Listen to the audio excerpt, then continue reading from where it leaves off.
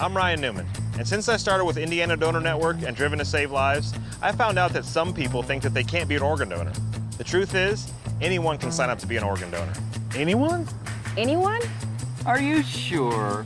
Yeah, I'm sure. Anyone can sign up to be an organ donor. So don't count yourself out because somebody's counting on you.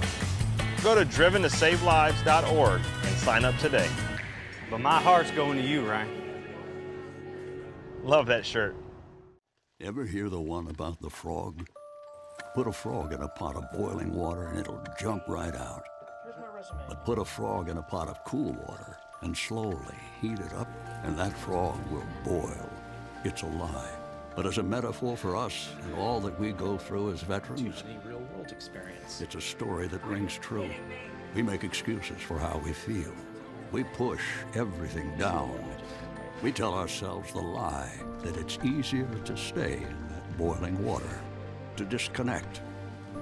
And some days, maybe, it is. But you've never been interested in easy. Reaching out is hard. Do it anyway. You're not alone. You've got this. You are not a frog. Find resources at va.gov/reach.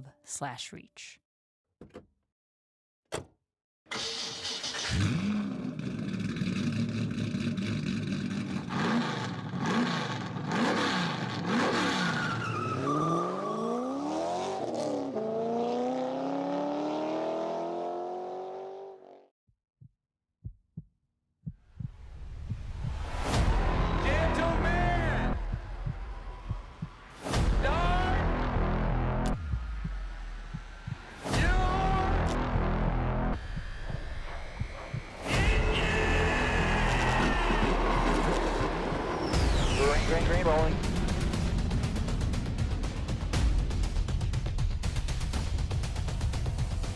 In your track.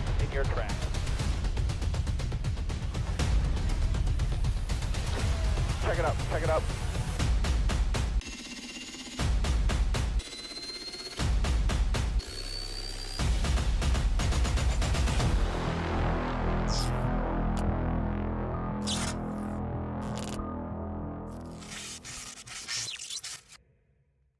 Good evening, ladies and gentlemen. Welcome back to another night of live iRacing action here on the National Racing Network. My name is Chris Graham. It is a pleasure to have you hanging out with us here this evening as we get ready to kick off round number 8 of the Fuel Premier Series, coming to you from Watkins Glen International. And, well, the cars are out on the racetrack. They're working practice right now, and let's take you out trackside here, get you a little feel for what's going on here out at the Speedway. And we'll bring up all the fun graphics and stuff for you as well.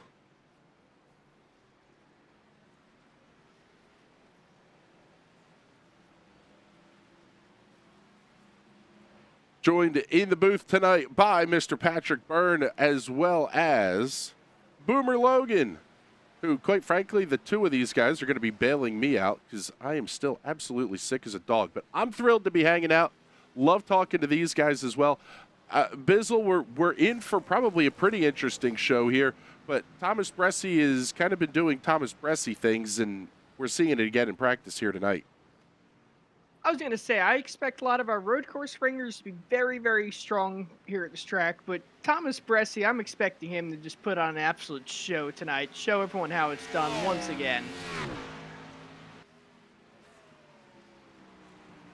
Yeah, and Boomer, this race has the potential to be pretty interesting because we're hearing some things coming out of pit road that, well, we could be looking at a one-stopper, maybe a two-stopper. Who's going to have the guts to try to make it a one-stopper? Who's going to go balls out and really try to run this thing quick, but have to do it in 2 stops? Yeah, we will probably see them play their hand pretty soon, whichever strategy they end up picking. But I'm hearing anywhere from 22 laps at a minimum to 26 laps at a maximum. So we will see probably some interesting strategies with the 50-lap race we have here tonight. If we do have any yellows, which is honestly quite rare for the Fuel Premier Series here on road courses, they may be able to save enough fuel to go to the end. But regardless, it's going to be exciting. There could be opportunities for everyone to do, somewhere around like 13 laps, 14, 15 laps or so a stint, maybe a little more than that, and then and do 2 pit stops or super save and make sure that they can stretch it to only stop on lap 25 or on lap 26. So regardless, it's going to be a mixed bag, hopefully, and we get to see a lot of fun strategies tonight. I think we're going to see quite a bit in the way of interesting strategy games here. Trying to see who we're going to have as our first cars out on the racetrack here. And because qualifying is just getting rolling, but I'm not seeing anybody moving just yet out onto the racetrack anyway. Looks like Casey Lacados could be one of the first cars we see starting to move out there. It looks like, sounds like from pit road, we're doing a group qualifying here. I think we are calling up cars number 50. So that would be, I guess I can read them out here. So it looks like Casey Lacados, the 808 of Rich Engel, the 45 of Andrew Schaub, and a few others, including Don Runkle Jr., Tyler Dulger, the 1 of Brandon Wengard, and the 73 of Kyle Cooper for group number 1 in qualifying here. All right, we'll go on board here with Casey Lacados.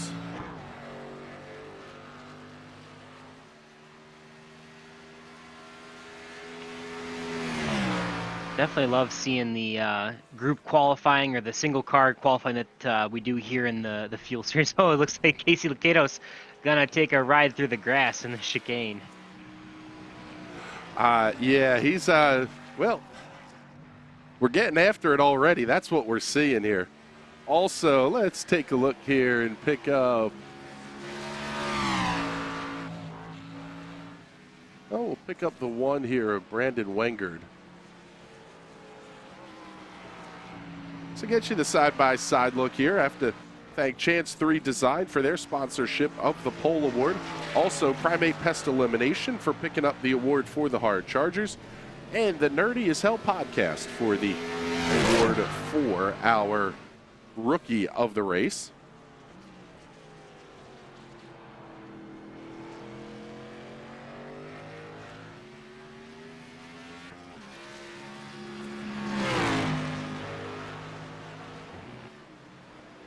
Casey Lacados on the left, out of Waukesha, Wisconsin, driving for Sim Motorsports, Sim TV, Grid Life, and FCP Euro on the side of that race car.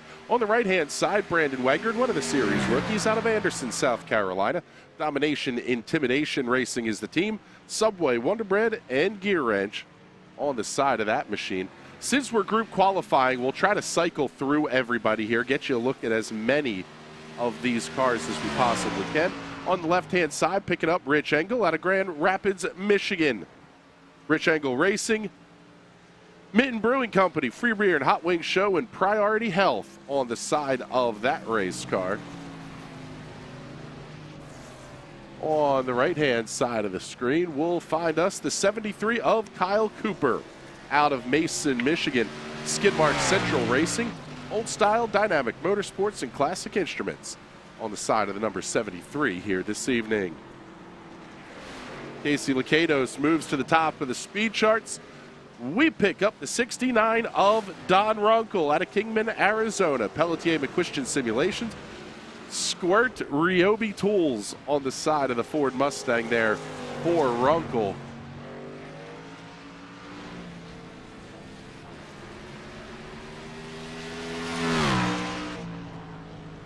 Well, and I thought we had the 88 of Tyler Dulger on the racetrack as well. Casey Lacados' lap time, by the way, 1 minute 15.48 seconds. The 88 of Tyler Dulger out of Port Clinton, Ohio, driving for Pelletier McQuistion Simulations.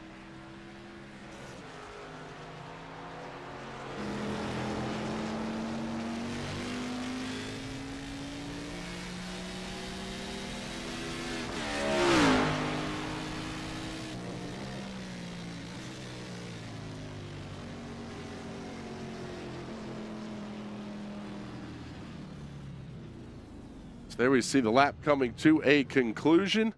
for Kyle Cooper, and he goes top of the board. 1 minute 14.71. Multiple drivers getting the lap in, but it does not score. Not the way you want to start the evening here. Pick up the 90 of Johnny Edwards as he gets out onto the racetrack. We'll show you the onboard with him until we get somebody else moving off the pit lane here. And the next up on the list will be Dak Oparka. The 90 of Johnny Edwards. Guy we actually don't have much info on here, at least not yet anyway. We'll get that from him for you for next week, though. Oh, man, Dak having a big old moment there coming out of turn number 4. I absolutely love how these cars drive in the road courses. They feel very similar to very low grip, old school kind of muscle car trying to just wheel them around these racetracks, especially the road courses. They just want to swing the back end out. They don't want to turn when you give them wheel. It's really a challenge to drive, and it's so much fun to watch them trying to keep the back wheels on them. The 10 of Daco Parka out of Clydesdale, Arizona for Skidmark Central Racing. Skidmark Central, the only sponsor listed on the side of that race car. On the left-hand side of your screen is the 65 of Brent Kusick, Series rookie out of Charlotte, North Carolina for Domination Intimidation Racing. Lowe's Cookout and Cobalt on the side of the number 65. On the right-hand side, we'll grab you the 81 of Brandon Bernhardt out of Harrisburg, South Dakota. Endeavor Racing, Old Smoky Moonshine, Black Rifle Coffee Company, and Meat Church Barbecue on the side of that one. I tell you what, all three of those things, they just make my heart feel good. The rest of me might feel like hell, but I feel like whiskey, coffee, and barbecue would do me well at the moment. That can fix any ailment you got. That is exactly correct. Also on the speedway is the 98 at Justin Munsell. God, it hurts to laugh. Series rookie at Justin Munsell out of Reno, Nevada. Sky Motorsports, Tahoe Blue Vodka and Raycon on the side of that number 98 entry. Also on the speedway, we have the 12 of Matt Owens. He's going to pop up right there on the right-hand side of your screen. Another series rookie out of Williamsburg, Virginia. Driving for Nerdy as Hell Racing. Dr. Squatch, Red Light Media, Nerdy as Hell Podcast, and Vans on the side of the number 12 here this evening. To everyone watching at home, send in your comments. I want you guys to make Chris laugh on air. Oh, God, you're I will such a find prick. It very, very funny. Oh, God, that hurts. All right, on the left-hand side of your screen, the car's basically unsponsored. Brian McFerrin going to move to second quick on the board at a 1 minute 14.73. Oh, a little bit of trouble there for Matt Owens. And the 65 coming right through the opening that was there.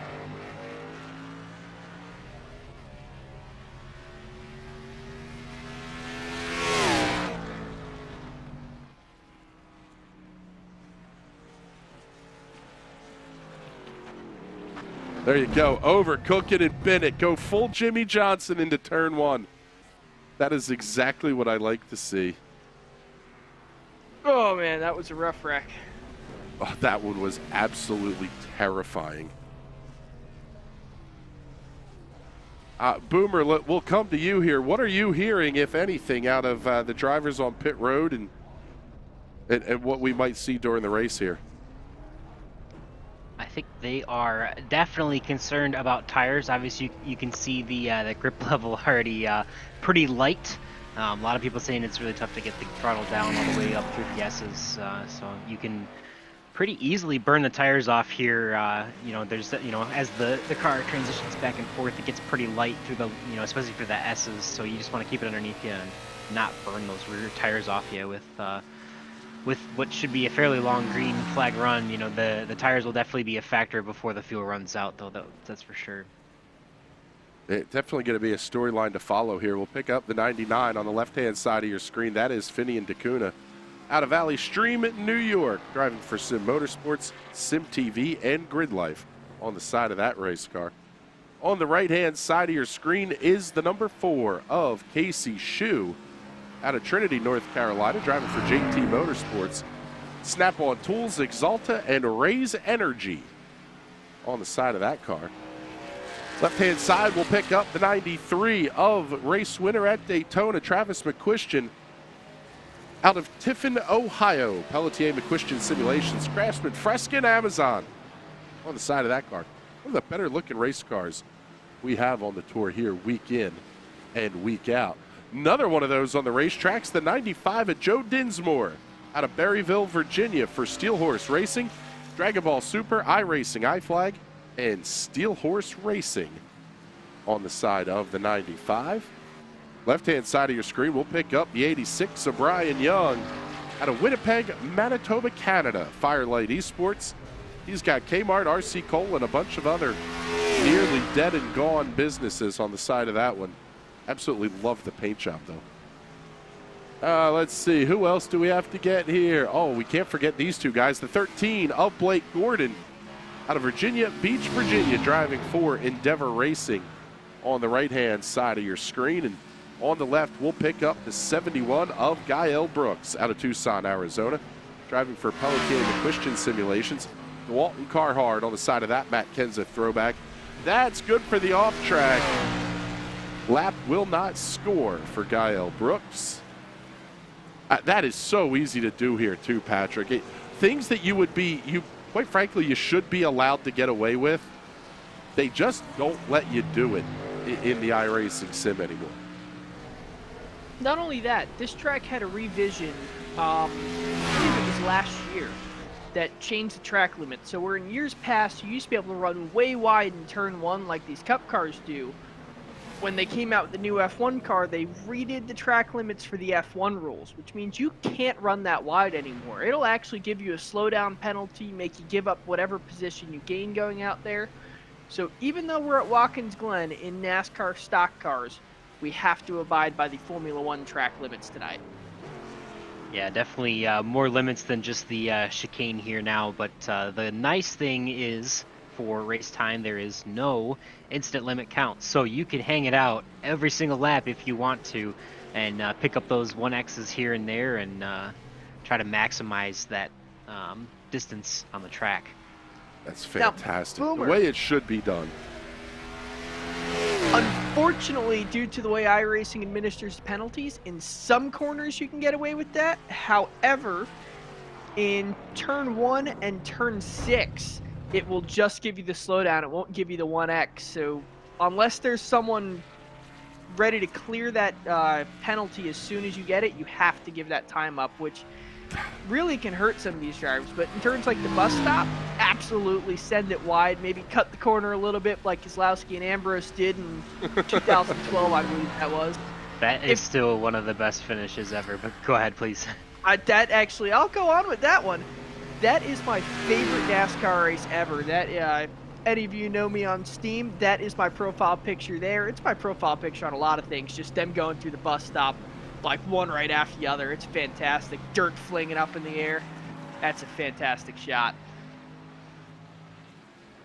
Let's pick up on the left-hand side of your screen the number 25 of Chad Mikus out of Wheeling, West Virginia for Domination Intimidation Racing, Mountain Dew, Valvoline, and Ally on the side of that Chevrolet Camaro.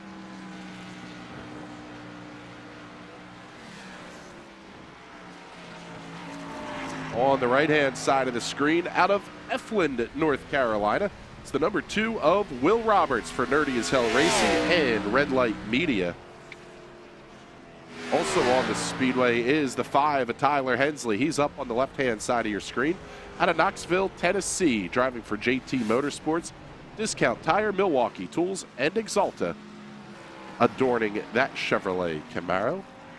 Also on the racetrack is the 00 of Alex Viccellio out of Westville, Illinois for Firelight Esports, Body Armor, and Menards on the side of the 00. One of my favorite paint jobs in the whole series up now on the left-hand side of your screen. That is the 8 of Mike Stroll out of Bethlehem, Pennsylvania for Domination Intimidation Racing, Yingling Lager, DC Shoes, and Bass Pro Shops. There that are Chevrolet some Camaro looking incredible Yeah, there are some incredible paint schemes out here for sure. I know, was it the 10 car Skidmark Central of Daco Parka? Their team actually sponsors I think you may have already brought it up before in other broadcasts, but they sponsor a paint scheme of the week. And Michael Stroll and the Chance 3 design simulations that he runs for the paint schemes, they have won, I think, 3 weeks already in this season. So definitely some great looking paint schemes out of the Chance 3 DIR shop. Yeah, those cars always look good. On the right-hand side of the screen, we have Justin Morton out of Sonoma, California, driving for Total Downforce Racing. Black Box and Pixel Dust on the side of that number 11 as Mike Stroll moves to the top of the speed charts. And left-hand side of the screen, we're going to pick up your points leader, the number 24 of Malvern, Pennsylvania, is Thomas Bressi, driving for JT Motorsports. Exalta is the primary sponsor on the side of that one. Justin Morton, how about it? Goes quick time and buries himself over the tires.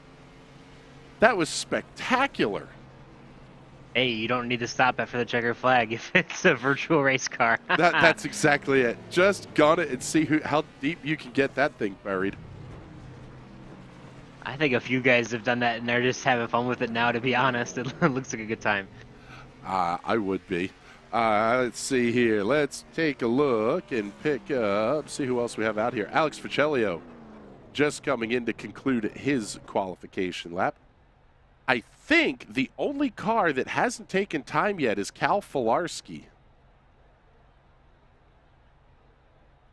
Everybody else, with the exception of maybe Tyler Dulger and Matt Owens, who we both saw out on the racetrack. At least I think I saw them.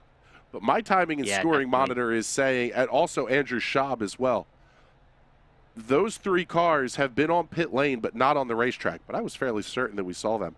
I think the only driver that would be left to go is Cal Filarski. And, well, we'll take a look and see if anybody else is going to pull out a line here. But while we have a moment, show you the championship point standings here for the Fuel Premier Series. Thomas Bressi is your leader by 73 points over Rob Ackley. Justin Morton sitting third at 92 points, back in a tie with Brian Young. Mike Stroll finishing out your top five. He is 98 points back of your points leader. One of the things that we always have to look about and at least put a little bit of thought into is how the weather conditions may affect the course of the racing action, and we'll bring you the weather info presented by our friends at the Weather Center. Offensively accurate weather for eastern Pennsylvania. 71 degrees the ambient temperature. Wind's going to be out of the, we'll say the northwest at about 4 or 5 miles an hour. Track temperature of 106 degrees. And Boomer, what does a high track temp like that do to these cars? I know in the open wheel stuff, it makes it very slick, pretty greasy, really tough to get around. Yeah, it depends. I think there's a certain limit where after you get too hot, then it's just slick and greasy. If it's cool enough, if it's still hot but not super hot, I should say, you get a little bit more grip for a couple laps, but then it kind of follows out. So we'll have to see how it handles here. But yeah, definitely 106 degrees of tramp temperature is going to get heat tires in the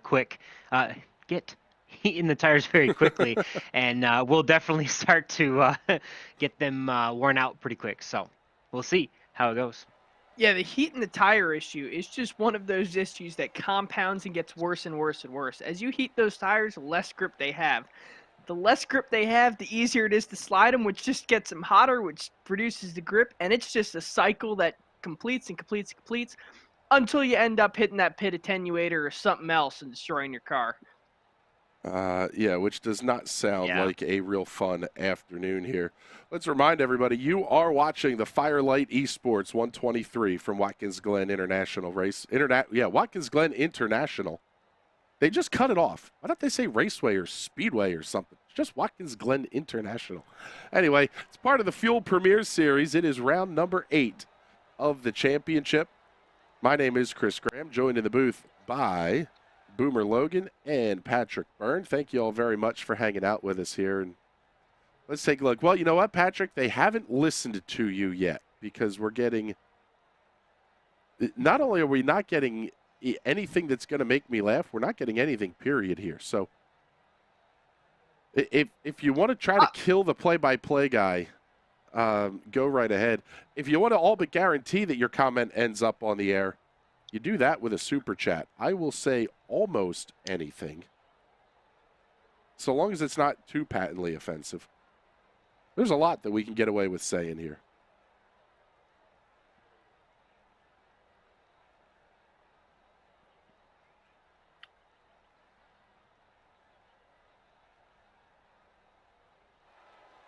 So still have, let's see.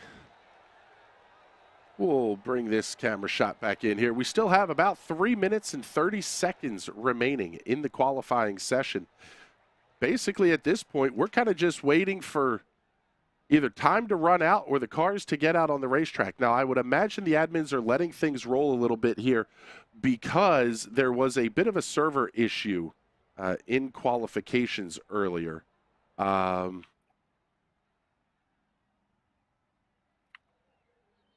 Okay, let's see. There we go. Okay, so we're going to be gridding here at 9:05. So gridding will take place here in just a moment. But once again, thank you everybody for hanging out with us. We appreciate you spending part of your Monday evening with us. We look forward every week to doing the Fuel Premier Series. Got a lot of fun stuff coming up this week as well. Tomorrow night, the TNT Series returns for the next round of the TNT Shock Series. Wednesday night, I will be driving, which is going to be an absolute dumpster fire, and we're doing it for charity. It will be a 6-hour P2 race on the Indianapolis Motor Speedway Oval. I am not driving all 6 hours. I'll be teamed up with Jason Owens from the TNT Series. We'll be driving for the Riley Children's Foundation and Riley Children's Hospital in Lehigh Valley in Allentown, Pennsylvania. 2 separate Riley hospitals, but they share a name. We're looking forward to that coming up here very, very shortly indeed on Wednesday night. It's going to be a blast. We have a race win to defend, actually, which is kind of disturbing. That I think that might actually be my last win. But anyway, let's take a look at the starting grid. This is going to be a short pace lap, so we're going to blast our way through this one. Justin Morton and Alex Ficelio on row number 1. Thomas Bressi and Rob Ackley on row 2. Mike Stroll, Will Roberts on row 3. Tyler Hensley and Blake Gordon on row number 4. Brian Young, Gael Brooks on row 5. Row 6 will have Joe Dinsmore and Finian DeCuna. Row 7, Travis McQuistion and Justin Munsell. Kyle Cooper, Brian McFerrin on row 8. Row 9, Brent Kusick and Brandon Bernhardt. Row 10, Casey Shue and Johnny Edward. Casey Lakatos, Chad Mikas on row 11. Row 12, Daco Park and Brandon Wengard. Cal Filarski, Rick Jengle, row 13. Row 14, Tyler Dulger and Matt Owens. Don Runkle and Andrew Schaub going to round out the field here this evening. Pace truck is in. We are just about ready to go green flag racing. Green is out. We are underway here at Watkins Glen.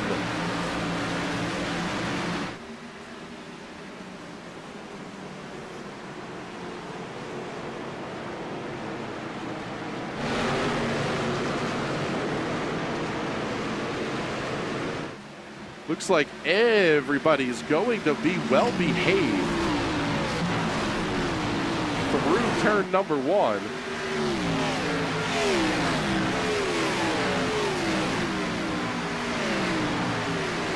See Alex Ficelio, little tank slapper there coming out of the S's.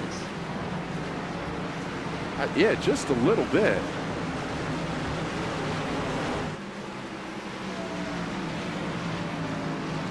Pick up Justin Morton and Thomas Bressi. They are battling for the race lead, a little bit deeper in the pack. You can expect those two guys to be right on top of each other probably all night, because we saw a great show out of these two at the Monza race over in Italy a few weeks ago. Yeah, this is what they did until down to just a couple of laps to go, and Justin Morton basically threw it away. Right-hand side of your screen, we have Travis McQuistion and Brian McFerrin.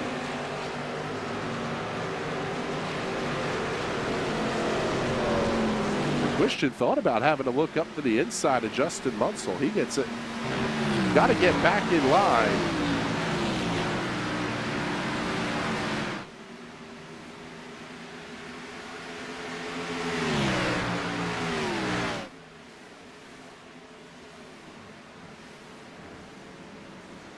Oh, one car off the racetrack here, back in the pack just a little bit. Trying to see who that was. May have been Brandon Bernhardt going wide.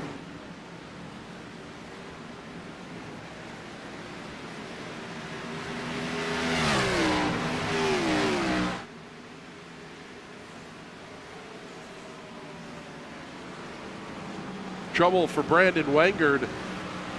Oh, and actually just up ahead. Got a very nice battle developing between the 73 of Kyle Cooper and Chad Watkins. Well, at least it was developing anyway. Let's take a look at the instant replay here. Left-hand side of your screen, see what happened to Brandon Wengard.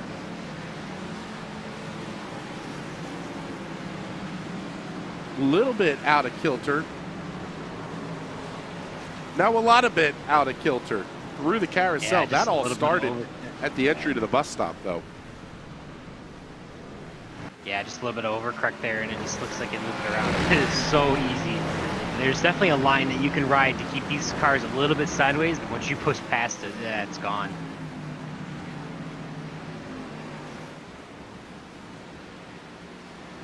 Battle for the race lead is a good one. Another good one here on the racetrack right now going to be Blake Gordon and Tyler Hensley. Back, let's switch these two up here.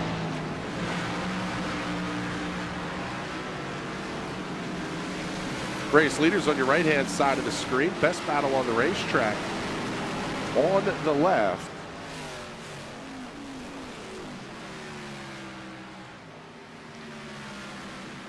See if we see the move going in the turn one. This is a great spot to try and make up some ground.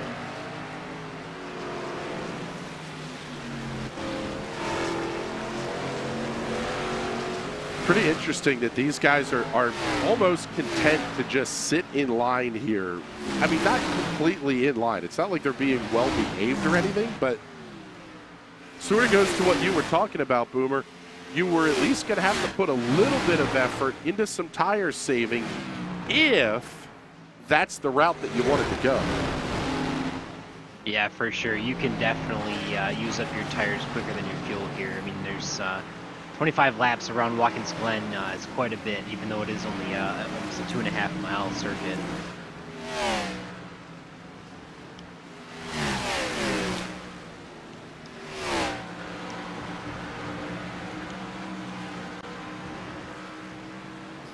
Not too much going on so far, but it does look like we have our biggest mover by far is Chad Mikas in the 25, up 7 spots, about midway in the pack.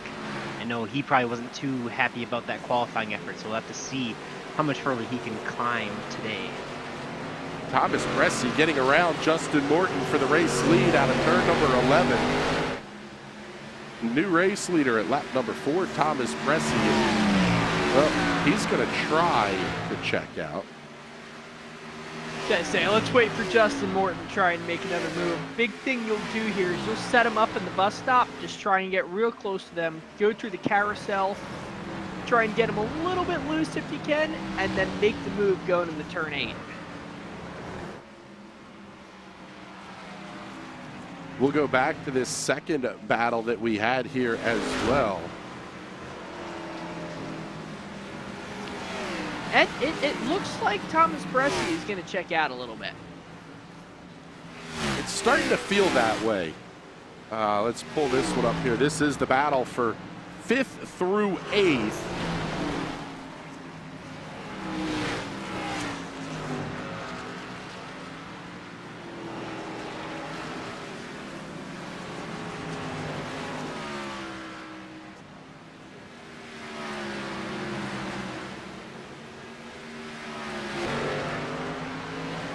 They're only about 5 seconds back, 5.5 seconds back from the leader here, but these guys are pretty tight to each other for sure. Will Roberts, Michael Stroll, Blake Gordon, and Tyler Hensley there battling 5th through 8th place. Take a look. Still pretty quiet in the comments here. Hopefully everything sounds good for you and everything else. We do have both sets of cameras mic'd up in here now, so we should be able to hear all of you. Hopefully you guys are getting a good sound at home, I should say. Taking a look at some of the lap times, we're already off about at least a half second. Thomas Bressy's last lap at a 1 minute 13.226. Best lap time, 1 minute 12.8. So about a half second or so. Justin Morton, a full second slower that last time by. So only 6 laps into the run, already seeing a ton of fall off in the tires.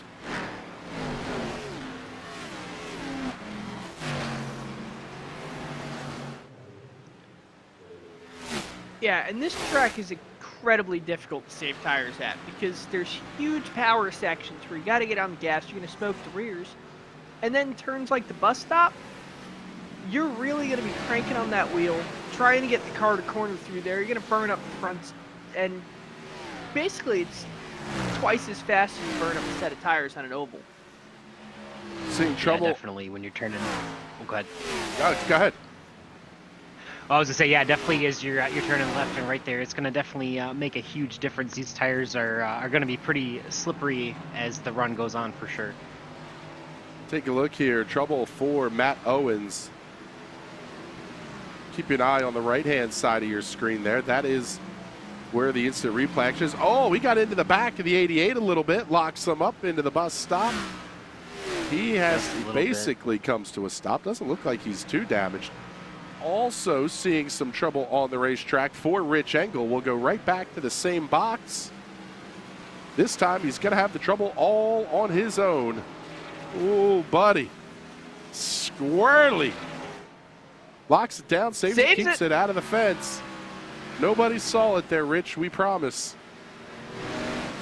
Such a tough section there, and it's really, you got to kind of finesse it back and forth. You know, you don't need a lot of movement, and you can carry a lot more speed through there than you think.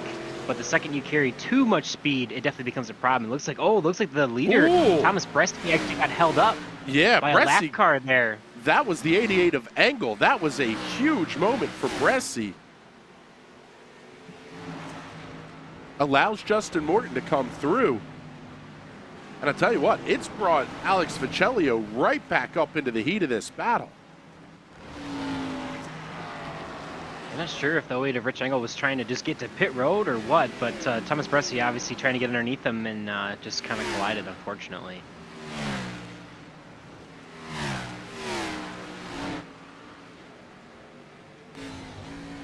Let's take a look here and go on board with Thomas Bresty.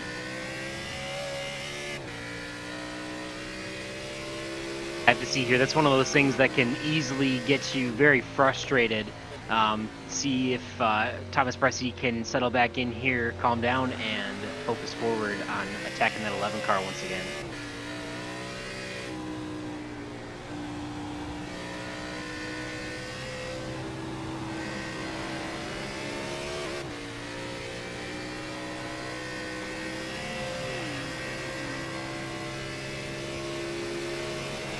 Watkins Glen is almost sneaky in how drastic the elevation changes are here. You're really kind of downhill, uphill, all over the place. It's not the kind of board flat, super fast racetrack that a lot of people think it is. Yeah, no, sure. I don't know if any of you have ever been to Watkins Glen, but the track is literally in the mountains. Like, even just driving to the track, you're uphill, downhill, steep elevation changes. You'll cook your brakes going up to that track. And this track is no different than the roads that surround it. I mean, this race started as a street circuit before they built the purpose-built racetrack here. Yeah, the track history. I had the pleasure of being there myself. My parents are both from that area in New York, and it is absolutely gorgeous, that Finger Lakes area of New York. Beautiful, beautiful country up there. the history of this racetrack dates back almost as old as the Indianapolis Motor Speedway. But it wasn't until 1957 that Watkins Glen International opened in its current form at its current location. Perhaps the most interesting thing about it, it's known as the home of for years, it was the home of the Formula One US Grand Prix. Sports cars are absolutely epic here. IndyCar ran for decades, most of the time using the boot layout. The boot is an addition to the racetrack. It's not the original configuration. The original layout is what we're racing tonight, except for the bus stop. And the first race held at Watkins Glen was for what is now the NASCAR Cup Series back in 1957.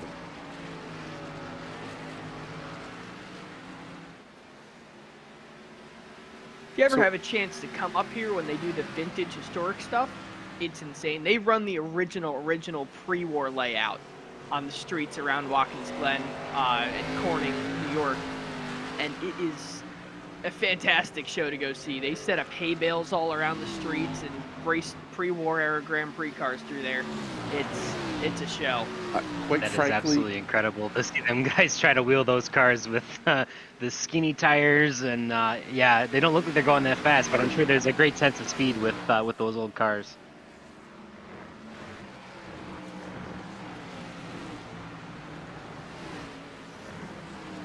right-hand side of the screen, we've got the battle for the 8th position, Blake Gordon and Brian Young. Also just behind Young is Finian DeCuna, not too far back as well.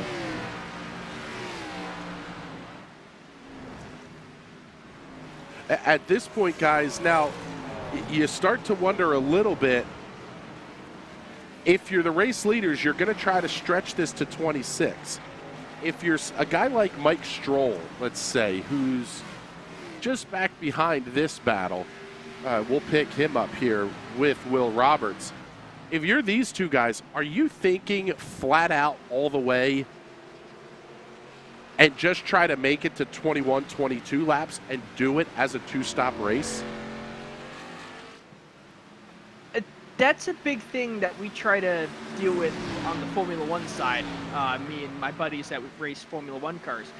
It is such a challenge to try and make up that time. I mean, your time on pit road at a track like this is 45, 50 seconds. And it's just a matter of, do you think those new tires, getting new tires twice, is going to make you up that 45, 50 seconds versus sitting on the old tires for another 4 or 5 laps and just doing the one-stopper? Yeah, we'll have to see. I mean, I think at some point you might have to evaluate doing something different than what the leaders are doing. Obviously, it's going to be hard to tell when it's going to happen, but you know, they are the ones in front of you, and you can see when they're going to pit if they do pit before you. But at some point, you might have to try something just to maybe gain some track position. I mean, you know, if you're sitting back there in 10th place, I mean, what are you going to lose by trying to jump up there and do something different? Or who knows? Maybe you stay out and slow down and try to grab some stage points at the end of lap 25 and make sure that you are you know, as close to the front as you can be.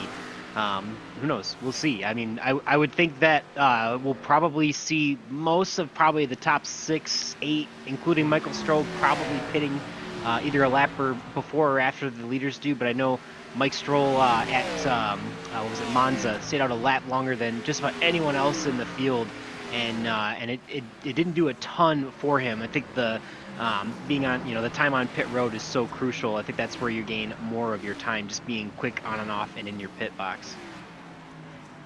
Yeah, especially here, getting on and off is such a challenge. I mean, getting on, you have to basically park it right in the apex of the corner, bring the car down. But you don't have to be slow until well down the straightaway. So you got to get back on the power after parking it on the apex and then slam on the brakes. That picks up a ton of time. And then getting out, it is so narrow, but it goes into such a fast section of the racetrack. You have to be aggressive coming out of the pits too. And it's very easy to lose the car either coming in or out of the pits here. Yeah, it'll be interesting to see the pit cycle too, because like you said, as you're getting out of the pits, you are not carrying nearly as much speed as everyone else is who took, you know, the normal turn 1. So it'll be interesting to see the closing rate. It is, I mean, it is huge. Just getting into probably turns 2 and 3, at least the first 2 corners of the S's, what the difference of speed is between someone coming out of the pits and someone on track. So hopefully look to see everyone play nice as the everyone rejoins the track here as pit cycles probably coming within the next 10 laps or so.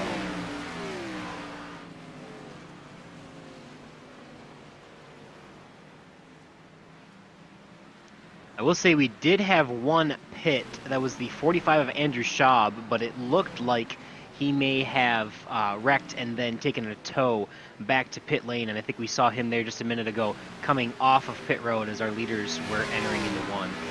Yes, so he technically is the only one who's pitted so far. Yes, his pit time, 2 minutes 28.15 seconds after spending 2 minutes and 47 seconds on the pit lane. He did have to take the tow in. So now working lap number almost 15 here. Let's take a look and get you the run through the field.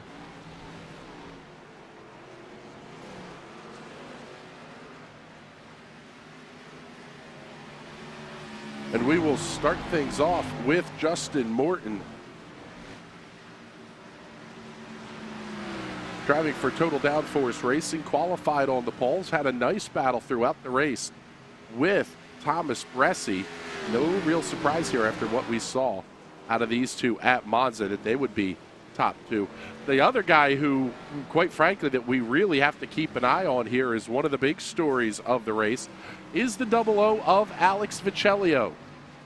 Alex was the third car in that party at Monza, ultimately making a last couple of laps unforced error took him from a third finishing position well deep in the field. Mid-20s, I believe, was where the night ended up for Alex Viccellio.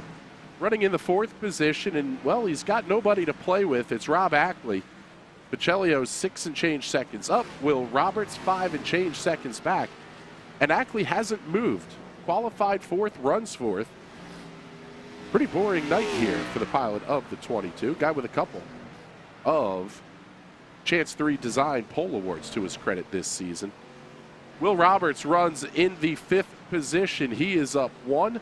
Broke out a little bit from the battle between Mike Stroll, Blake Gordon, and Tyler Hensley, but they have caught right back in as we see the 45 making his way back out onto the racetrack once again. Roberts is up 1. Mike Stroll is down 1 as he goes to war with the 13 of Blake Gordon. These two have been nose to tail the entire race.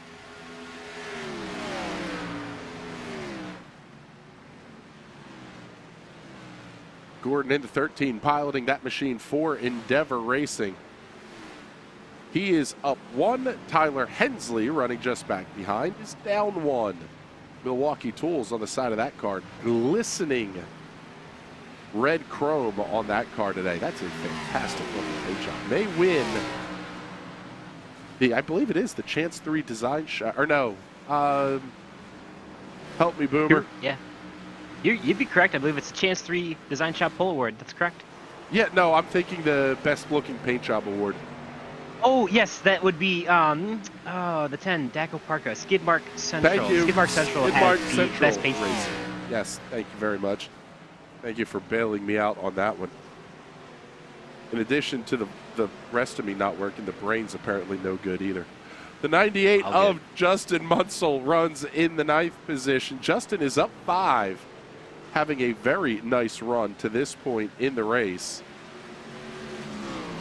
Brian Young down 1. He's going to round out your top 10, and we're going to go back one more here and pick up the 25 of Chad Mikas, up 11 from where he qualified this evening. He will be your Primate Pest Elimination hard charger. Well, we'll call him your nominee at this point. Yeah, definitely. Not even close for competition. Obviously, you said Justin Munsell up 5, but Chad up 11. He loves this racetrack, and I'm sure he's pretty disappointed with where he qualified, but making the most of it so far. Get you a couple of instant replays here. Joe Dinsmore having an issue down the backstretch and into the bus stop, and it doesn't have a number. Oh, man, the 45 getting way out of shape. Oh, and Dinsmore just binned it. Turned in a split second too early to avoid the 45.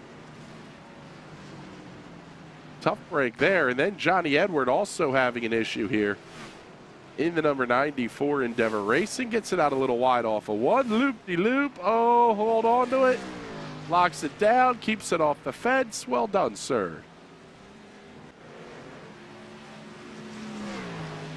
That's one thing I really love about this racetrack is how hard you can push it. And if you push it a little too hard, those walls are fairly far away. You can hold the brakes and you probably won't hit the wall unless you do something really wrong, like Jimmy Johnson did a couple years ago. Yes. Kenny Wallace had a similar wreck to that as well.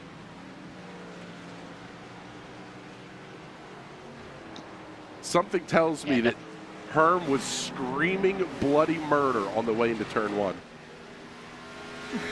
Jimmy handled it like a pro. Herm was going full Ricky Bobby. I can just hear that in my head.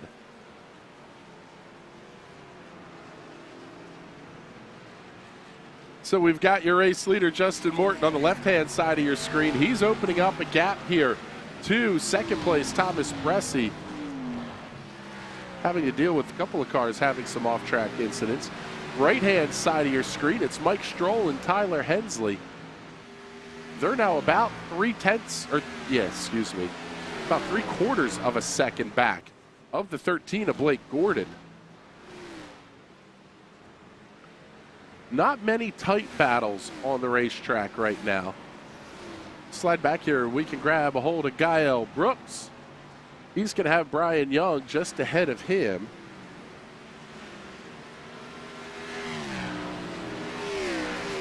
Then just ahead of that battle is this one between Chad Mikas and Finian DeCuna. Chad Mikas now up 12 spots. He's definitely a contender for the hard charger, although Daco Park is trying to come up there and take it from him. I was about to say he's up 10 spots, but Daco Park is now down 5. It looks like he's in the pits now. I wonder, are we going to see Chad Mikas try this alternate strategy and try to make up a ton of time? I mean, if you're talking right now, let's get a look at the timing and scoring data here. These guys are 3 seconds a lap off their best times. Could we see Chad Mikas try to play this game and say, hey, I want tires. I don't care how long it's going to take me. I want fresh rubber as much as I can get my hands on it. Yeah, we'll have to see. It looks like Joe Dinsmore and Tyler Dulger have both pitted here early. I think Tyler at lap 14 and Joe here on lap 20. So interesting to see if they come out of the pits, if they start making their way back through the field. Looks like Tyler Dulger is out of the race, as is Andrew Schaub. Well, maybe not. Schaub's getting back in the car now.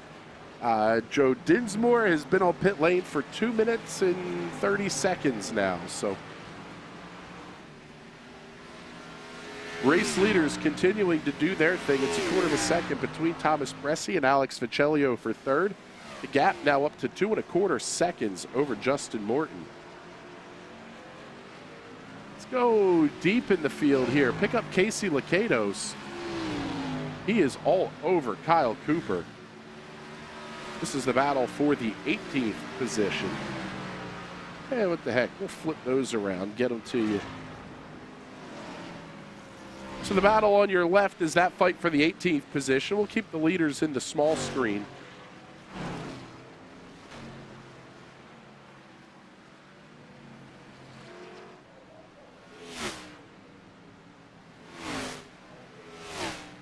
One of the interesting things we just saw coming through turn 7 there with Cooper and Lakatos, they took 2 very different lines. And Patrick, this is a place that if you really want to, you can absolutely show some really neat things in terms of just the line you choose to take.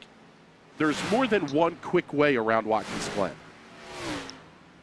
There's more than 10 quick ways around Watkins Glen. This track is so dynamic. It's really like an oval with bright turns. That track Papyrus made like 20 years ago, this is the real life version of that. is fantastic. Through the carousel, you can run it high, you can run it low, you can diamond the corner like you do at Martinsville. You go into the final 2 corners, you can either brake hard into the first one, get a huge run going down into the second one, or go quick through the first one, slow in the second one, fast out down the straightaway, and both will yield the same lap time. There's just infinite ways to take this track, and what makes a great driver here is one that can adapt to all those different ways to get around whoever is going slow in front of him. Yeah, especially now with more runoff on the final 2 corners, you can definitely get a lot of extra runoff there, and especially at the exit of the carousel. So I guess the final 3 corners, there really is a lot of space for you to maximize if you want to run it in deep and play around with some lines for sure. So it's fun to see such a fun track, such a wide track to really gain a lot of different momentum in different ways on different lines. See, looks like the double O is going to look to maybe make a move on the 24. Yep, we'll pick that one up into the big box here. Oh, but Vicellio overcooks the corner. That's going to let Bressi back by Vicellio way out into the runoff. And he has to take the slowdown as well. At least that's what it looked like anyway, because he was a little bit off the binders. A little more runoff can be advantageous for sure. It's interesting here. I just pulled up the comment from Justin Morton in the league Discord this week. This racetrack, you're turning the normal amount of left-hand turns as an oval race. If you count the inner loop as one left-hander, we're running Pocono.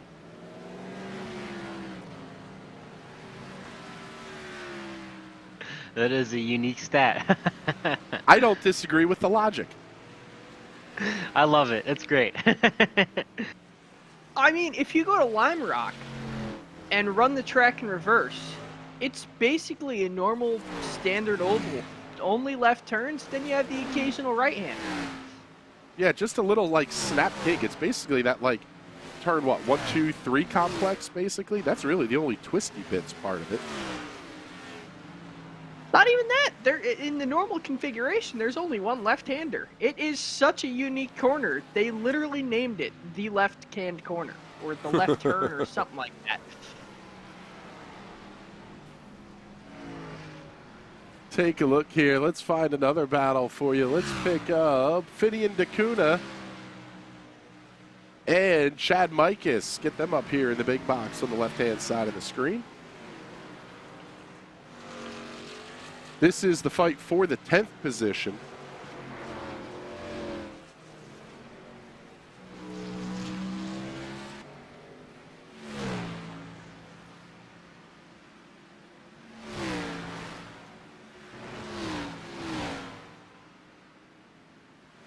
Does look like we have a few people coming to pit road, not for accidents, but actually for maybe a little bit of pit strategy. I see Matt Owens, Rich Engel, and Don Runkle Jr. have headed on lap 21, 19, and 19 each. And I see Gael Brooks is in the pits, but it looks like he may have cooked it in the second to last corner and sent it off a little too hot and might have ended his day. It's definitely tough for Gael Brooks. I know he had some bit of bad luck at Monza as well, throwing it into the yeah, there we go, driving through the gravel trap, and it doesn't look too terrible there in the damage, but hit hard and took the toe. That's the most important thing. Yeah, for sure. If it was enough to take a toe, that's not a good sign for sure. Okay, interesting to see. We got Chad Mikas coming in this time on lap 23. So I don't know if he's going to be able to, or excuse me, lap 24. I don't know if he's actually going to be able to save 26 laps, but he's going to try the undercut here and see if he can make up some more time. I'll tell you what, with the tire wear that the drivers have been talking about, I love the call. From a strategy standpoint, get me off these tires as soon as you possibly can. And that's what we're seeing out of our leaders as well. Race leaders all on pit lane, including Justin Morton, Thomas Bressi, and Alex Vicellio.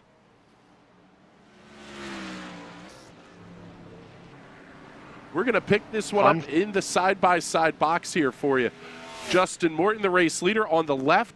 The battle for second between Bresci and Viccellio on the right.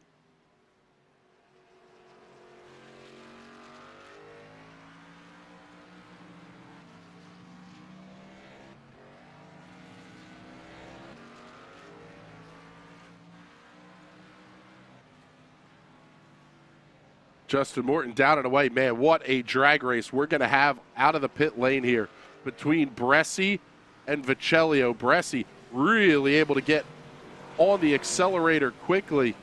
The gaps are going to be pretty similar here, but now we're going to have to take a look. We'll flip these back around and pick up your current race leader, Tyler Hensley. He's on the right-hand side of your screen. As Justin Morton works his way around. Hensley, the only car that has not yet been into pit.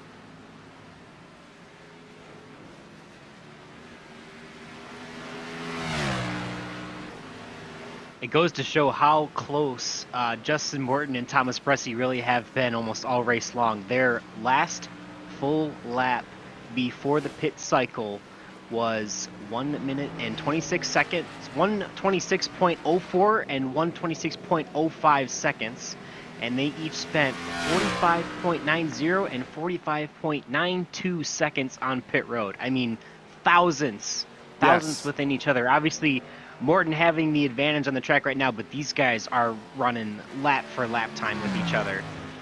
Yeah, basically the only difference between them is the fact that Justin Morton came in with a 2 and change second lead. Last lap, actually, Bresci was about 0.6 of a second faster.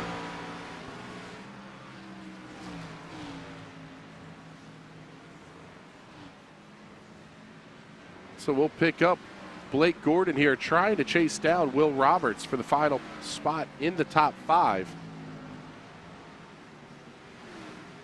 And Boomer, you're the league regular on this one. You're going to bail me out again. Are points awarded at halfway? Yes, so we do have the stage bonus points, as we kind of call it, but it would be the end of the midway point. So at the end of lap 25, I didn't think it changed too much because just about everyone came down the pit. Yeah. Tyler Hensley was your race leader. That's actually a pretty smart call by Tyler Hensley. Pick himself up 10 bonus points. Not a bad way to do it there. Yeah, that makes a huge difference. I think, and it depends on where, because obviously they can still be scored as they're coming down pit road too, but I think you are absolutely correct that Tyler Hensley took the first place in stage points, and I think Justin Morton, Bresci, and then the rest of the pack as they ran were, you know, your top 10. So nothing too crazy other than the 5 picking up a few bonus points extra, which is great for him. Picking up this battle between Blake Gordon and Will Roberts. We are down now to 23 laps to go.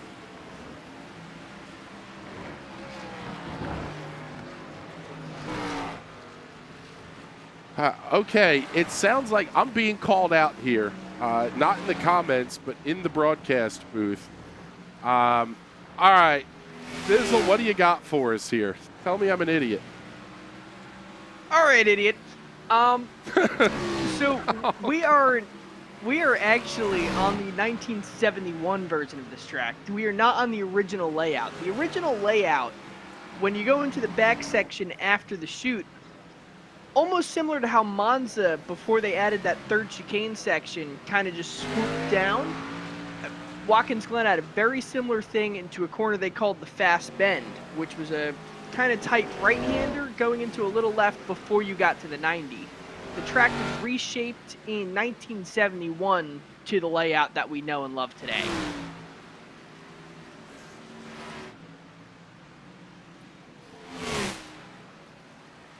Yeah, and actually, as you mentioned, start-finish line was actually past pit exit, which was really neat. Yeah. Basically, right before you entered the S's. And actually, the 6 hours of the Glen used that kind of layout where the start-finish was after what we call turn 1 until 1974, even though NASCAR had been using the start-finish line where we know and love it today.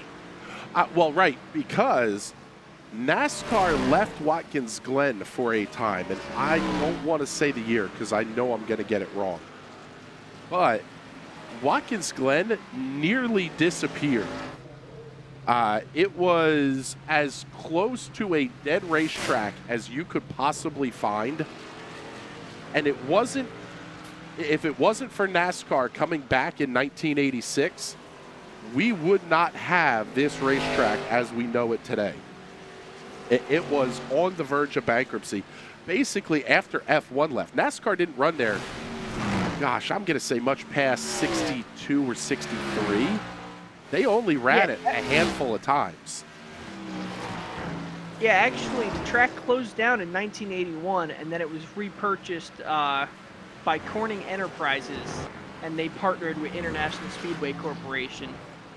However, the track closed again, and in 1990, it didn't close, but it was reacquired solely by International Speedway Corporation in 1997.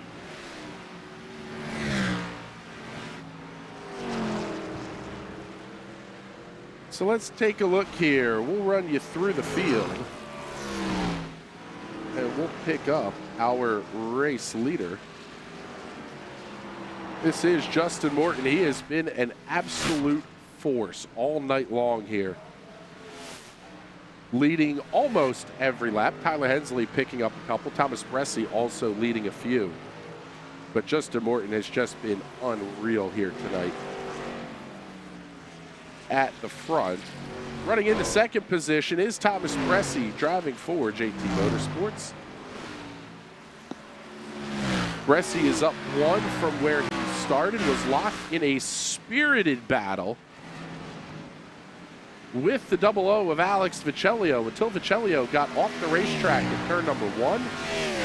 Cost him a ton of time, had to take a little bit of a slowdown penalty as well, it looked like. That is what put him back of Thomas Bressi. He's lost a little bit more ground here after the set of pit stops. Running in the fourth position, Mr. Lonesome, Rob Ackley. I'm not sure that he's lonesome in the real world, but tonight he's got nobody close to him. 7.8 seconds to Alex Vicellio ahead, 6 seconds to this man, Blake Gordon, who runs in the 5th position.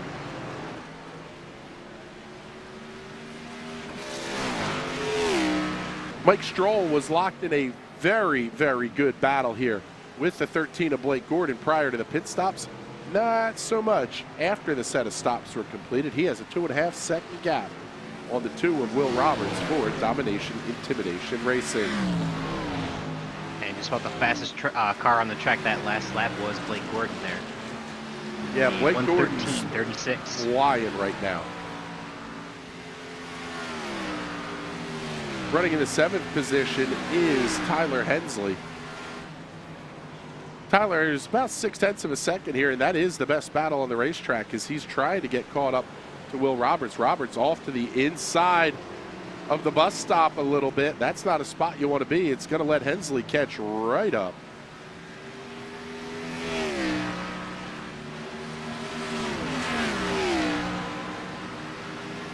And actually, a little bit of a magic trick there from the Will Roberts there as he blinks in and out. Now you see me, now you don't.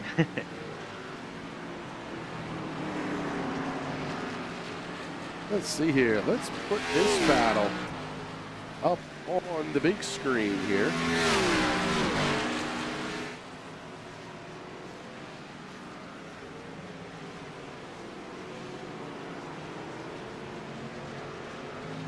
And we'll go back to working our way through the field here.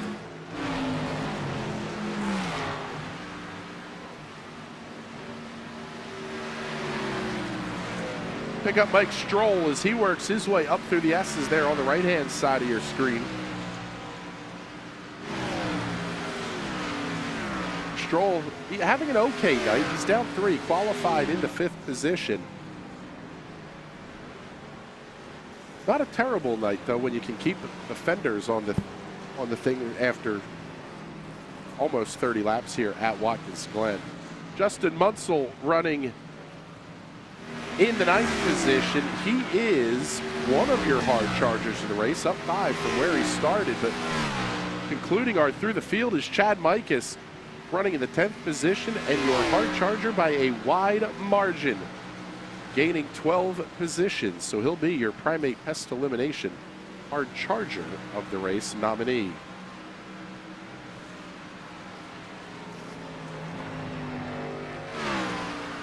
We'll pick up race leader Justin Morton here on the right-hand side. We'll hold on to the battle between Roberts and Hensley here on the left-hand side for you. That is the fight for the 6th position.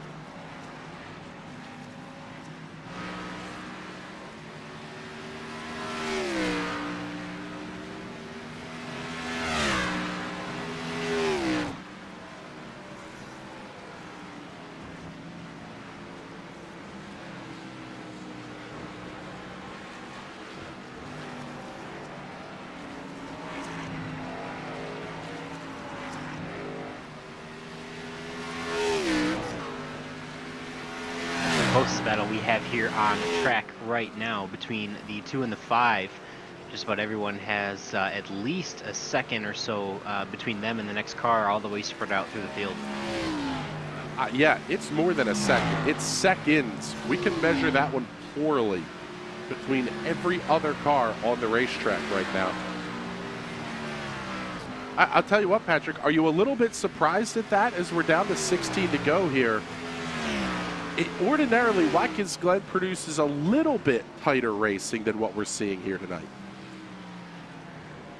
I can't say I'm too surprised, just because you have your road course ringers in the series, and most of your guys are oval guys.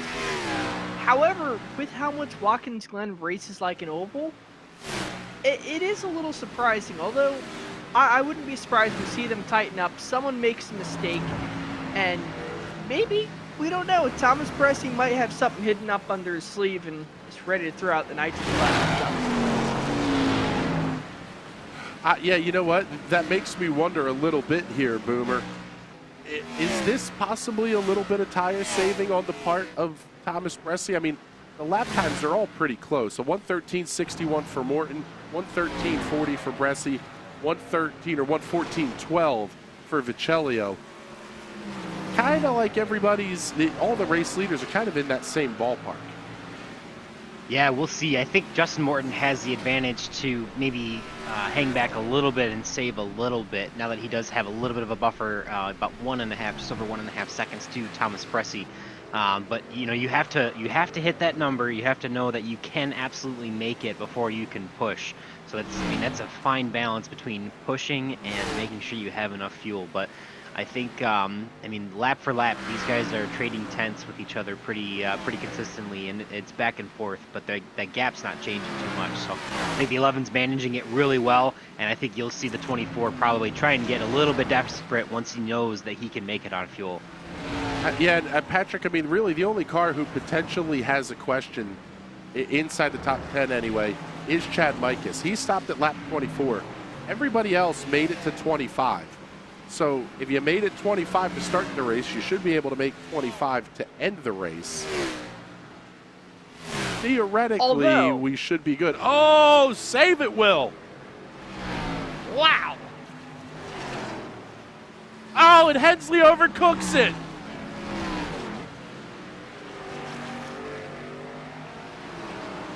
Oh, man. We've got a battle on our hands. Man, that's almost like Hensley got spooked there. Tyler Hensley over the driver's chat says he needs a new pair of underwear there. So you can definitely tell he was a little bit scared after that one. I'm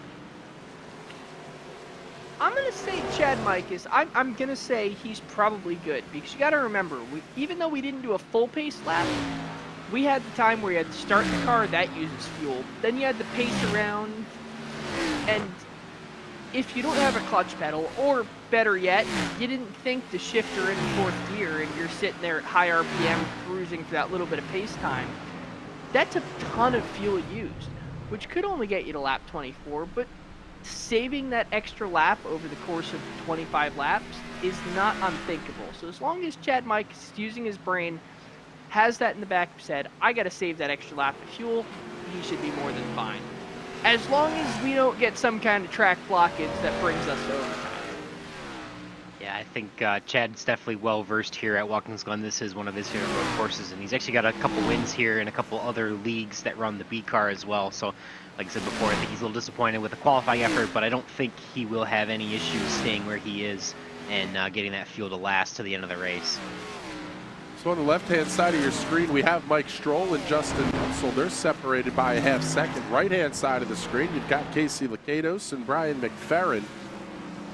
We'll actually, let's kind of slide around here a little bit. Because looks like Tyler Hensley and Will Roberts are getting back after it here.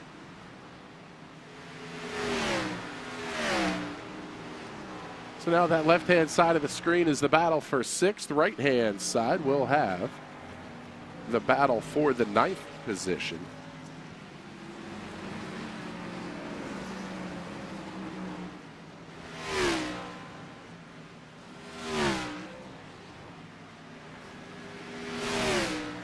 Actually, excuse me, that's the battle for 8th between Mike Stroll and Justin Munsell. It's going to be down to 10 to go here in the next couple of laps.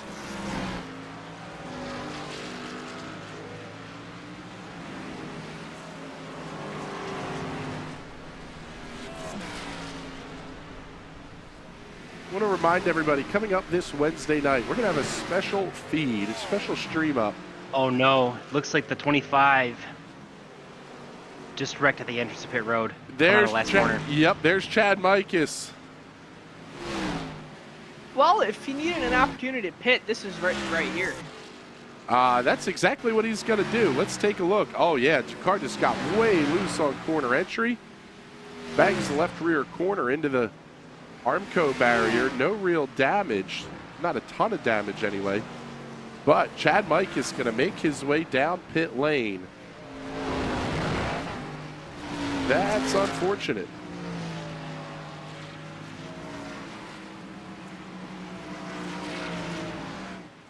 So as we were saying, I want to remind everybody, coming up on Wednesday night, a special live stream here on the National Racing Network.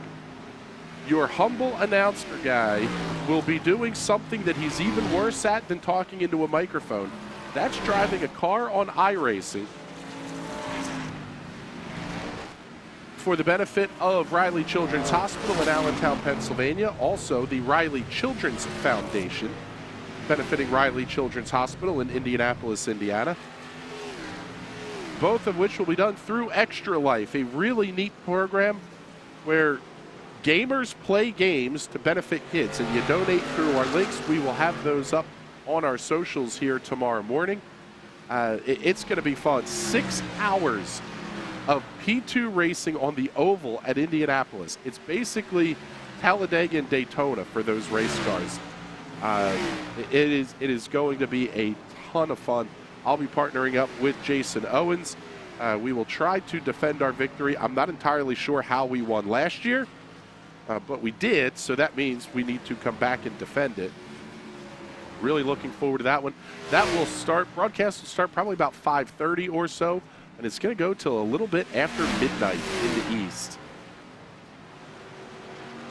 Definitely a great cause there, and we will definitely enjoy watching you, Chris Graham, wheel that car around Indianapolis. Should be a fun event to see. Yeah. I don't know about wheeling it, but I'll be sitting behind the wheel of it, that's for sure. How about the battle between the 2 and the 5? These guys side by side through turn 7. You're not allowed to do that. Says who? I don't know. Real racing people or something. Coming up on the lap car of Cal Filarski as well.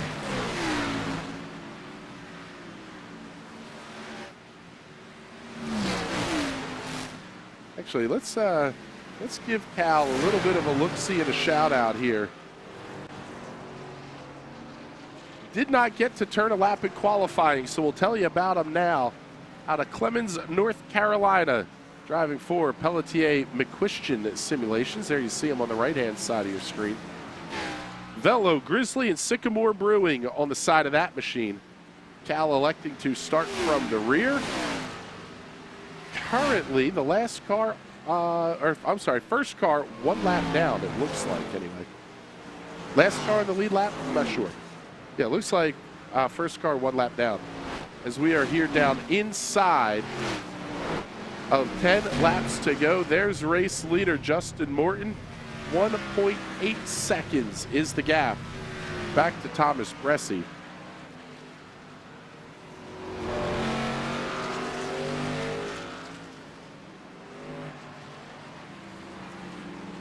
That gap not changing too much over this last fuel run here, but we'll see if the 24 has anything left for the 11 as we get here with, as you said, less than 10 laps to go. Pick up this battle on the right-hand side of your screen. It's the tightest fight on the racetrack between Travis McQuistion and Brent Kusick. McQuistion running in the 12th position, Kusick in 13th.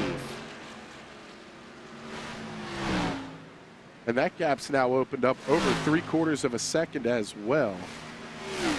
Outside of that, the closest fight going to be Tyler Hensley and Will Roberts, and they're separated by 1 1/4 seconds right now. Although, as I say that, Will Roberts had an absolutely monster set of corners. Shaved 7/10 of a second off the gap to Tyler Hensley.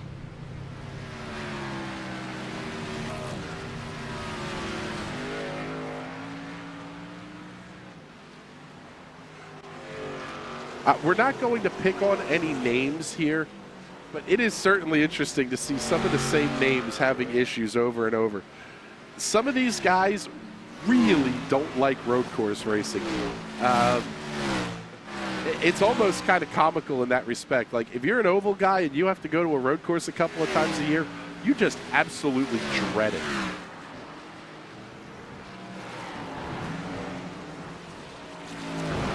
Yeah, it's a very, very different skill set you need. Almost the same way some of those guys probably feel about road courses, they probably feel the same way and absolutely detest Pocono Raceway or Indianapolis just because they race that same kind of way. It's not so much aero push you got to worry about. It's not so much the draft. It's not so much side-by-side racing. But it's driver versus the track, and the other cars are just in the way. And it's a whole different skill set. You can say that one again. That, and I think, too, in some ways, sometimes it can be also equipment-based, where some of these guys in the oval races, you can maybe get away with having a set of pedals that aren't as, as high-end. But as you get into some of the road racing stuff, it definitely makes it more advantageous to have something with a, force transducer versus a linear brake pedal, get on the brakes harder and later, versus more so than definitely than the oval racing.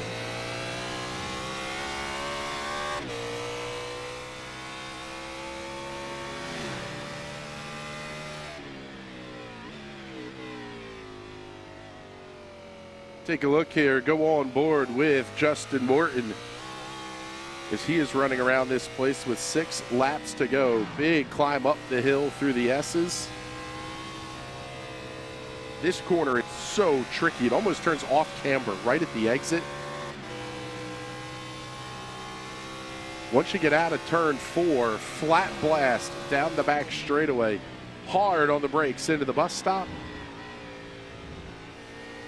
Absolutely beat up the curbs.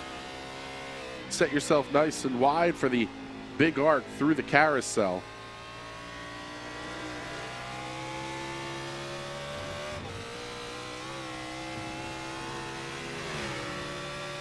You can almost hear the car lose traction a little bit when you get off corner at the end of the carousel. Run yourself, start to work back downhill through turn 6. Now the 90-degree turn 7. Puts you back out onto the front stretch. That is an onboard lap with your race leader.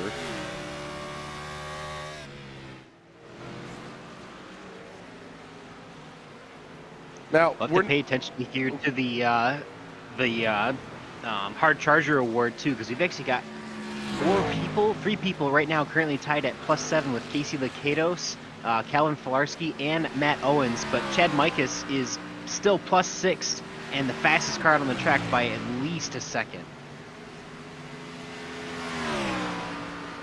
That'll be a fun one to keep our eye on here over the last handful of laps. And something else fun that we got coming up here over the next couple of weeks. Let's take a look at the upcoming schedule. Basically 3 races next week, but they're only going to run 2. It's the Darlington Throwback doubleheader, and it's going to be the first race for single points. The second race is a double points feature. That's going to be absolutely insane to do that at a place as technical as Darlington is. I am really looking forward to how we could see that one play out. Following week, we head off to Richmond, Virginia, Talladega Super Speedway. Then we are off for the Memorial Day holiday. Come back on June 6th at the Rockingham Speedway. And June 13th, heading off to Auto Club. Already starting to head in towards the latter part of the schedule here for the Fuel Premier Series. What are you guys thinking as we get it? One, I can't wait. I've seen some previews of the paint schemes. I cannot wait to see a full field of throwbacks. But the other thing is, Darlington is not an easy place to run these cars, especially the B-Class cars. That has the potential for some big-time fireworks. No, I love and hate that we run the throwbacks at Darlington. I love it because it's perfect. Darlington's old school track, you got old school paint schemes.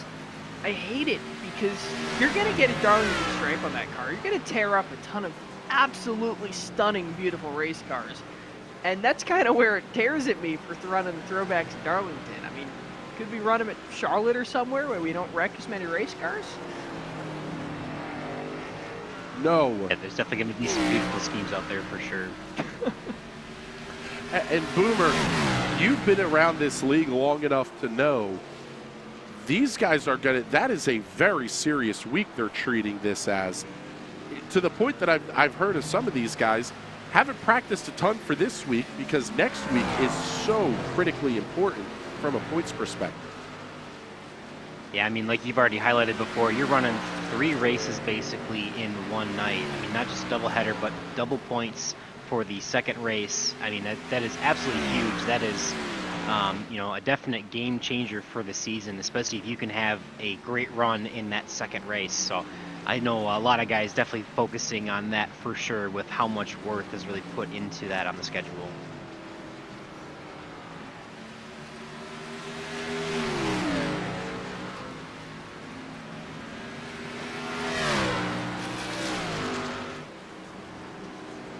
It appears like Justin Morton is absolutely checking out, kind of putting, I don't want to say an end, but definitely a pause on Thomas Bressy's hot streak. That is a fantastic point you make there, Patrick. Heading into tonight's race, Thomas Bressy, excluding round 1 of the dirt double, Bressy has, okay, we'll say 4 of the last 5 are Thomas Bressy wins. Monza, the Indianapolis Oval, on the dirt at Bristol, and the Charlotte Motor Speedway Oval. He's done it all. At this point, the only thing he doesn't have a win on is a paved short track. And a super speedway with Travis McQuistion getting the win at Daytona. If you're some of these drivers, what do? You're trying to get wins. You want to try, that's the way you're going to get into the fuel finals. But Bressy's winning everything. So the points battle is, it's tight-ish, but what do you do if you're one of these drivers from, say, 10th to 20th in points? You call up your hacker buddies and stage a DDoS attack, because that feels like the only thing you can do at this point. Yeah, difficult for sure. I mean, honestly, Justin Morton still really has been right there all season with the 24, and obviously tonight finally getting a chance to shine. But definitely for sure, other than these two at the top, there's it's going to be pretty tough if you were in the top 10 or so. But remember, we do have the finals reset, so everything that Thomas Bressi is doing, which is wonderful right now, needs to carry into that final 4 races of the playoffs, because you can have all the momentum you want in the regular season. It's got to be getting it done in the finals. Yeah, it means nothing, well, next to nothing, what he's doing right now. But how about what Justin Morton is doing tonight? He's already out of the bus stop on the white flag lap. A race that started with a pretty good battle between Morton, Bressi, and Vicellio is going to end in Justin Morton's favor if he can negotiate these final 2 corners. Bressi's about 2.5 seconds back. He's there to capitalize, but it's going to take a huge mistake from Justin Morton through turn number 7 for the final time. Almost makes it look easy. Checkered flag is in the air. Justin Morton gets the win at Watkins Glen.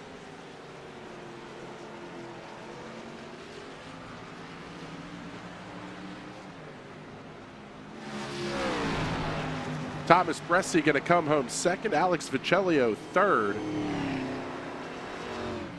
Coming through the final corner now is going to be Rob Ackley. He will finish in the 4th position. And picking up the battle for the Hard Charger Award. Well, the battle for the Hard Charger Award's over. It's going to go to Casey Licados, who gained 7 spots here this evening, but it was tight by about 0.4 of a second with Chad Mikas.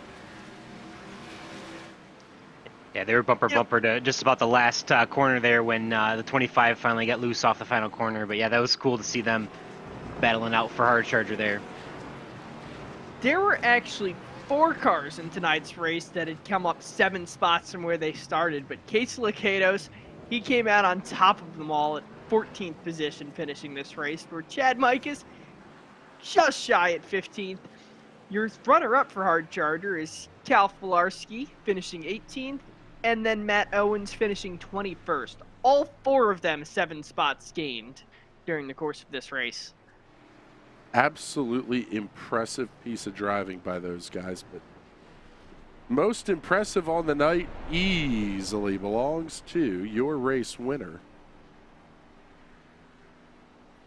Mr. Justin Morton.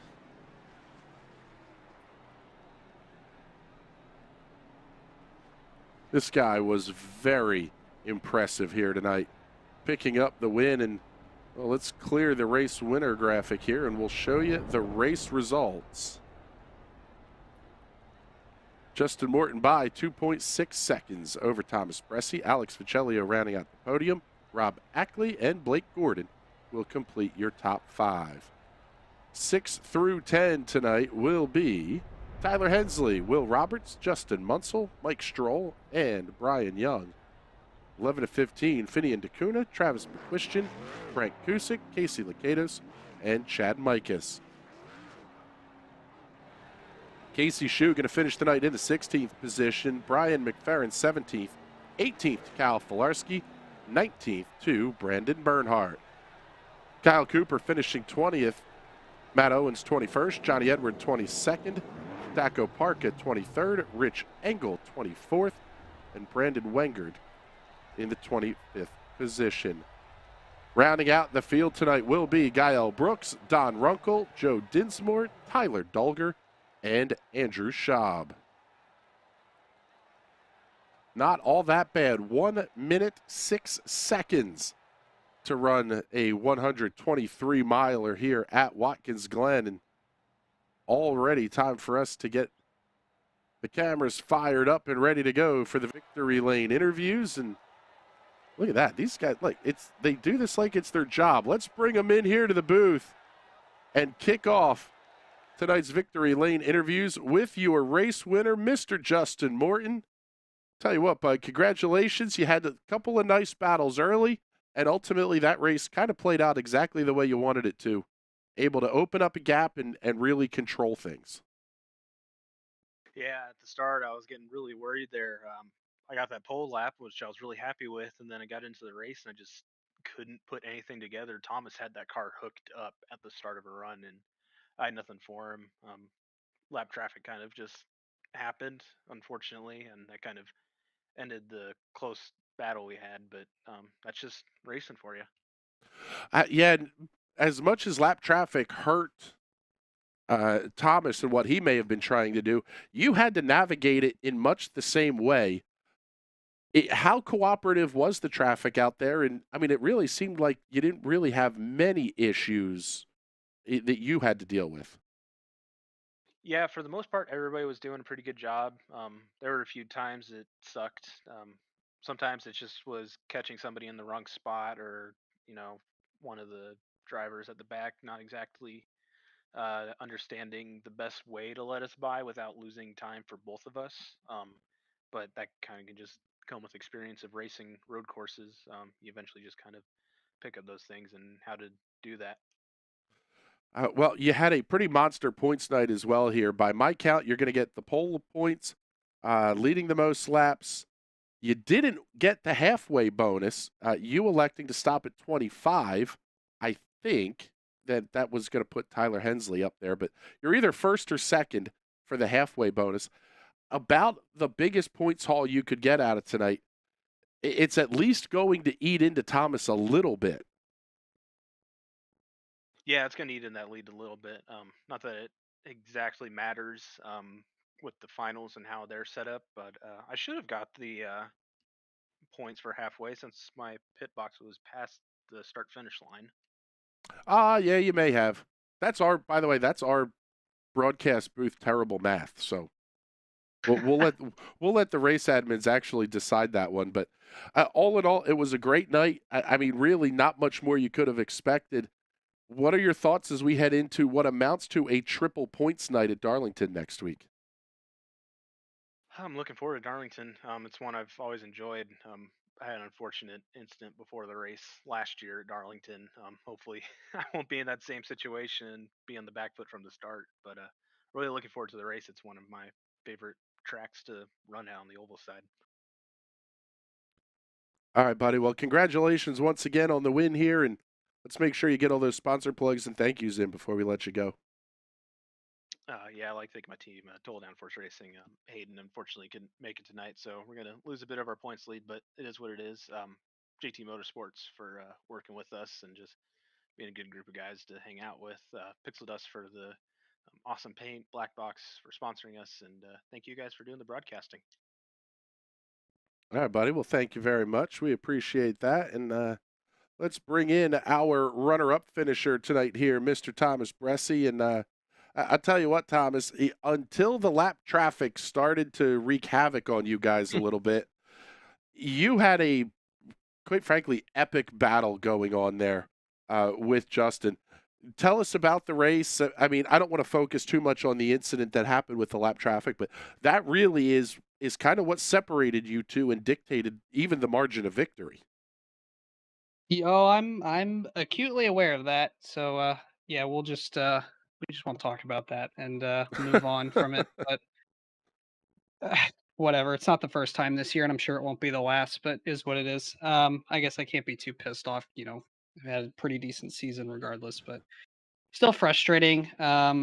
I knew Justin was going to be really close. I felt like over the longer run, maybe I was a little better than Alex was, and I think I kind of probably could have been if the end of the first run and the last run, I was just pushing really hard, trying to, close up the deficit and just burnt my stuff up. And so he kind of was able to reel me in there at the end of both of the runs. So, yeah, just didn't need to get behind and was sort of put behind and never got it back. So, I figured it was gonna, something like that could happen. Not the first time it's happened. And we had our race last season at Road Atlanta, and Justin and I kind of checked out on a number of the guys, and that kind of the same thing. I was leading and had a some issues with a lap car and lost the lead and never saw it again. So, yeah, is what it is, I guess. Still decent points tonight, and keep the top 5 streak at least going. So that's something to be positive about. But congrats to Justin. Dude drove a really good race. I couldn't get to him there really once I got behind. It's just either we were breaking even or he was a little bit better, and I mean that's all it takes. So Well, yeah, tell us about the battling with Justin, because at multiple points during the race, you guys were within thousandths of each other for lap time. That's got to be a lot of fun when you have a truly equal competitor to you, that it really is boiling down to skill behind the wheel that's deciding who's going to be ahead on that lap. yeah, it definitely makes it more challenging behind the wheel. That's for sure.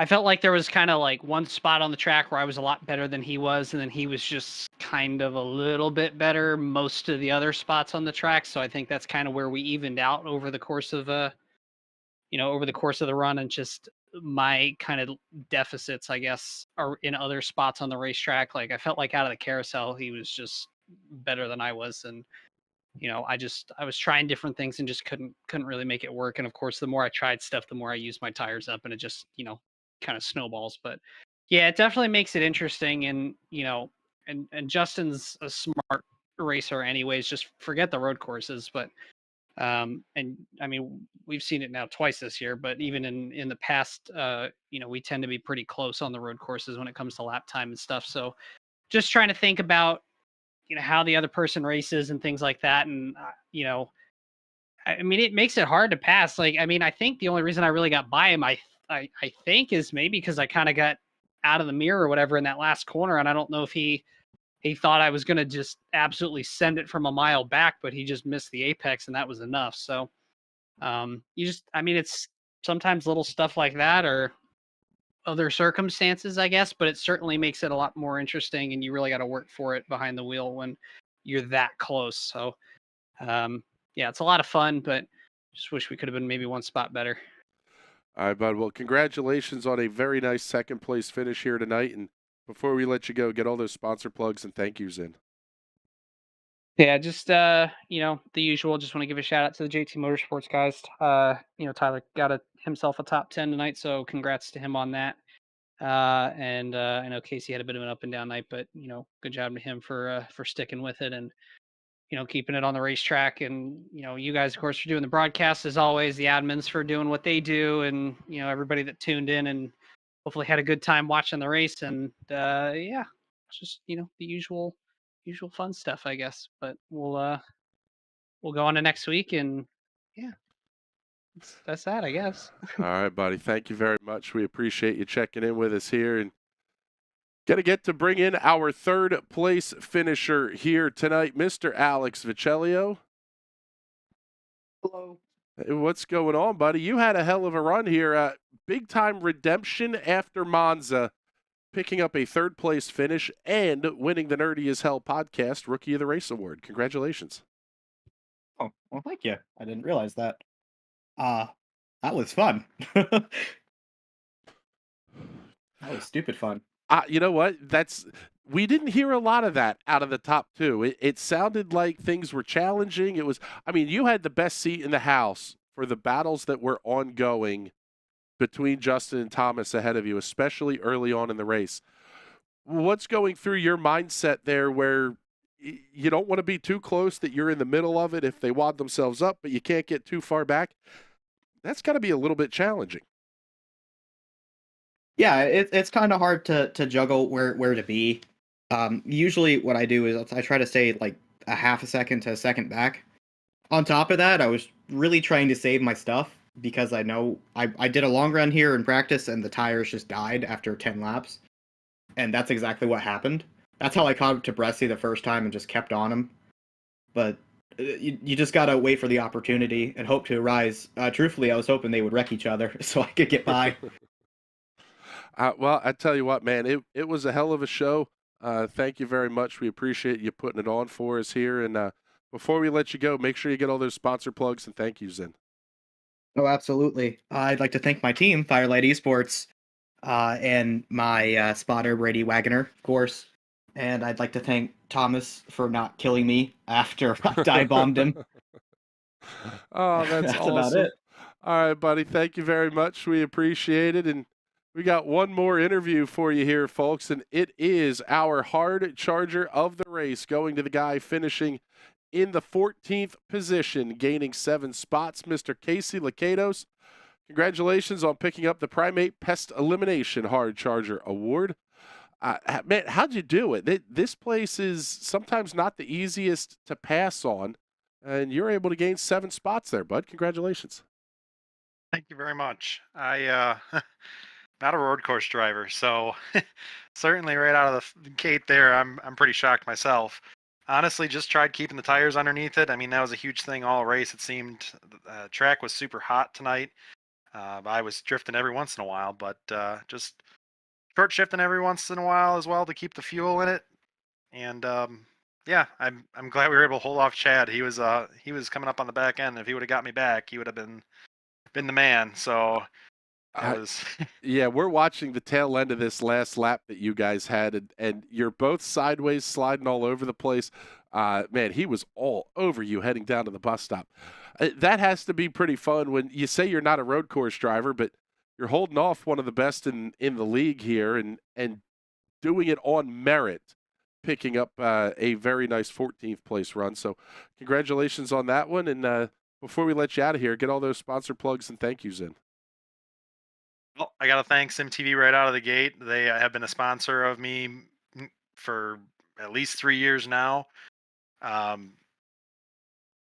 They would let me run, even though I wouldn't say I'm a top driver right out of the gate, but I feel like consistency is sometimes there. So I give it to those guys. And thank you guys. You guys put out a nice broadcast and enjoy watching it after the race. So all right, buddy. Thanks for having me.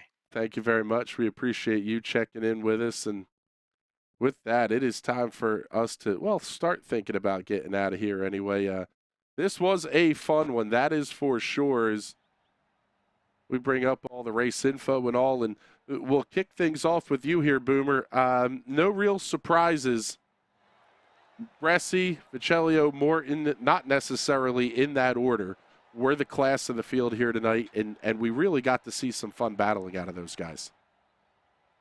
Yeah, for sure. It was definitely right on top. I mean, obviously we knew that the 11 and the 24 were going to be, right on top of each other after that Monza battle, and obviously Alex Vicelio right in that mix too. Would have loved to see what he could have done at Monza a couple of weeks ago, but glad to see them running up at the front. I mean, not a surprise for sure to see that cream rise to the top, and it was fun. Definitely fun to see a bit of a hard charger battle as we had some comers and goers throughout the race too, but. All in all, it was a good night. It was fun to see them turn a little bit of left and rights tonight. Yeah, and we're going to see more of that next week there, Bizzle, but they're going to be turning right, not because they have to. I guess it will be, but we're going to Darlington next week, and we're going to run a regular points race and then a double points race to follow it right up. That's just going to be abject insanity here next Monday night. Yeah, I mean, you get a bunch of crazy race car drivers. You tell them to go to Darlington, they're already all riled up. You then tell them it's a doubleheader. There's 2 chances to go and get yourself a win, and they're going to be full send each race. And then you tell them the second one is a double points event. I think we're going to see a lot more than Darlington stripes next week. Yes. To me, that's one of those that all the crap that boils up in the first race, all that aggression gets released in race number 2. I am looking forward to that one in a very big way. We got a lot of fun stuff coming up here this week on the National Racing Network. Tomorrow night, it's the return of the TNT Shock Series as they come back onto the NRN airwaves here. And, well, quite frankly, we're looking forward to that in a very big way. Love to get those guys on the air. And Wednesday night, we have the, as mentioned, 6 hours of Indianapolis, or the Indy 360, I believe the race is technically called. But 360 minutes, 6 hours, however you want to say it. I'll be driving for 3 hours. Jason Owens will be driving for 3 hours. We're doing the entire thing to benefit a couple of fantastic children's hospitals. we hope you're going to be able to join us for that one. Thursday night, we're back with the triple header.